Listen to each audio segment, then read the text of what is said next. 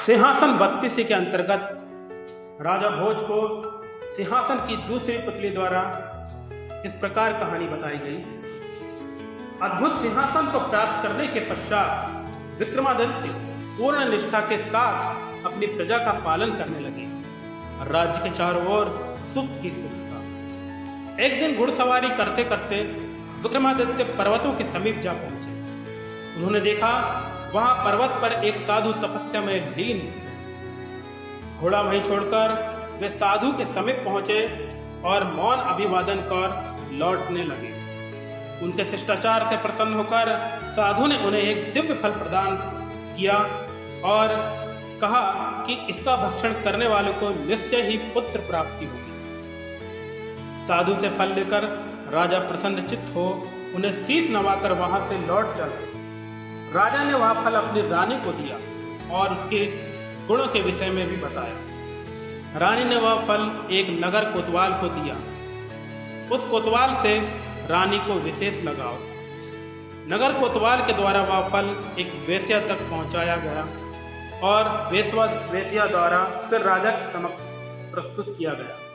जब राजा ने वेश्या से फल के बारे में पूछा तो उसने कोतवाल का नाम, जिससे राजा को समझते देर न लगी कि उसकी पत्नी उसके प्रति विश्वास पात्र नहीं, किंतु फिर भी वह अपने मन को समझाने के लिए राजा ने अपनी पत्नी से फल के विषय में पूछा तो उसने कहा कि उसने वह फल खा लिया।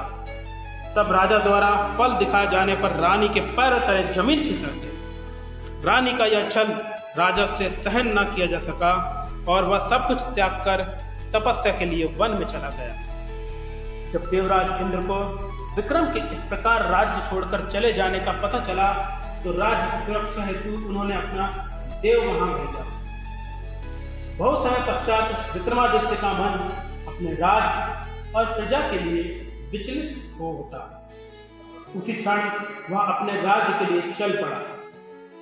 आधी रात का समय था, क्योंकि बहुत दिनों तक तपस्या करते हुए उन्हें यह महसूस हुआ कि अब राज्य और प्रजा दोनों मेरे लिए पुत्र के समान है और मुझे इस प्रकार इन्हें छोड़कर नहीं आना चाहिए।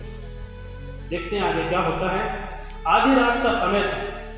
जो है उसने अपने राज्य की सीमा में प्रवेश करना चाहा, इंद्रदेव द्वारा भेजे गए देवदूत ने उन्हें रोक दिया और उसका परिचय मांगा। राजा ने बोला, मैं चक्रवर्ती नरेश विक्रमादित्य हूं और यह मेरा राज्य है।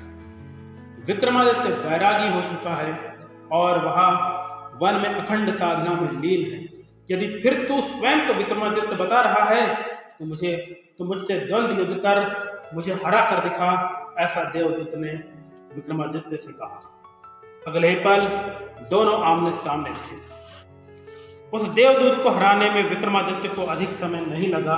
अपनी हार स्वीकार करते हुए देवदूत ने उनकी अधीनता स्वीकार कर ली। जाने से पहले उसने विक्रमादित्य को बताया कि उसका कोई शत्रु पिछले जन्म का बदला लेने के लिए योगी बनकर सिद्धि कर रहा है। यदि राजा उसे अपने रास्ते से हटाने में सफल रहा तो प्रजा का पालन करेगा और सुख भोगेगा। विक्रमादित्य द्वारा पूछे जाने पर देवदूत ने उसके शत्रु का पता ठिकाना सब बता दिया और स्वयं इंद्रलोक को गमन कर गया। दरबार में पहुंचकर विक्रमादित्य को पता चला कि उसकी विश्वासघाती रानी ने अपने कुकृत्य का प्रायश्चित करते हुए विष पीकर अपने प्राण त्याग दिए। यह जानकर राजा के मन को बहुत शांति हुई। कुछ समय पश्चात राज दरबार में एक योगी ने राजा के समक्ष सहायता की गुहार लगाई। राजा ने जब अपने सैनिक उसके साथ भेजना चाहा तो उसने कहा, महाराज, मैं आपसे मदद चाहता हूँ, आपके सैनिकों से नहीं। यदि आप मेरी मदद करना चाहते हैं तो स्वयं मेरे साथ चलिए, अन्यथा मुझे आपके द्वार से खाली हाथ लौटना पड़ेगा।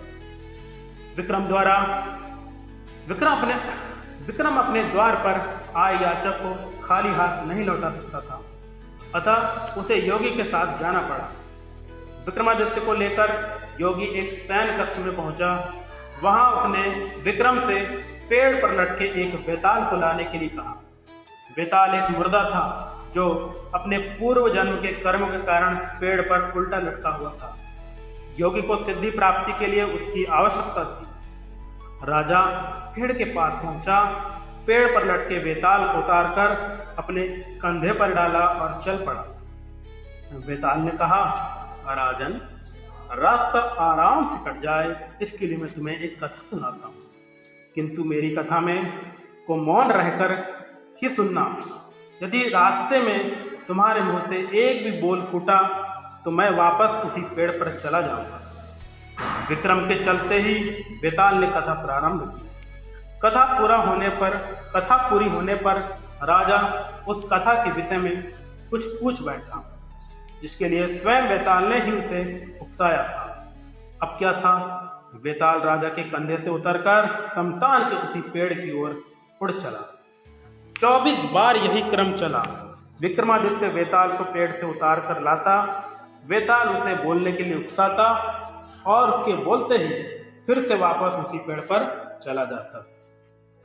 विक्रमादित्य की बुद्धिमत्ता और कर्तव्य परायणता देखकर बेताल उससे बहुत प्रभावित हुआ, क्योंकि वो जितनी भी बार कहानियां सुनाता था उसके अंत में जो भी प्रश्न बेताल विक्रमादित्य जी से पूछते थे तो वह उनका बहुत ही प्रभावशाली उत्तर दिया करते थे। इससे बेताल बहुत प्रभावित होता है विक्रमादित्य जी से। जब विक्रमादित्य 25वीं बार उसे लेकर योगी के पास चला तो उसने कहा कि जिस योगी के पास तू मुझे लेकर जा रहा है वह देवी के समक्ष धोखे से तेरी बलि चढ़ा देगा, जिससे वह एक तो सबसे शक्तिशाली तांत्रिक बन जाएगा, दूसरा पिछले जन्म के शत्रु से बदला ले सकेगा। अर्थात वो जो तांत्रिक बनने की कोशिश कर रहा है वही तुझे धोखा देने वाला है, जिसे तू साधु समझता है। बेताल के इन वचनों से उसे देवदूत के वचन स्मरण करा दिए। तब विक्रमादित्य ने बेताल को धन्यवाद दिया और योगी की हत्या में उससे सहयोग मांगा। बेताल ने सहर्ष स्वीकृति दे दी। बेताल को कंधे पर लाद कर विक्रम योगी के सामने जा पहुंचा। उसके इस काम के लिए योगी ने उसकी भूरी भूरी प्रशंसा करते हुए कहा, राजन, अब आप देवी को साष्टांग प्रणाम कीजिए, जिससे देवी प्रकट होकर आपको मनोवांछित वर देगी। राजा बोला, हे योगी, मैं एक राजा हूं और इसी कारण मैं आज तक किसी को इस प्रकार प्रणाम नहीं किया।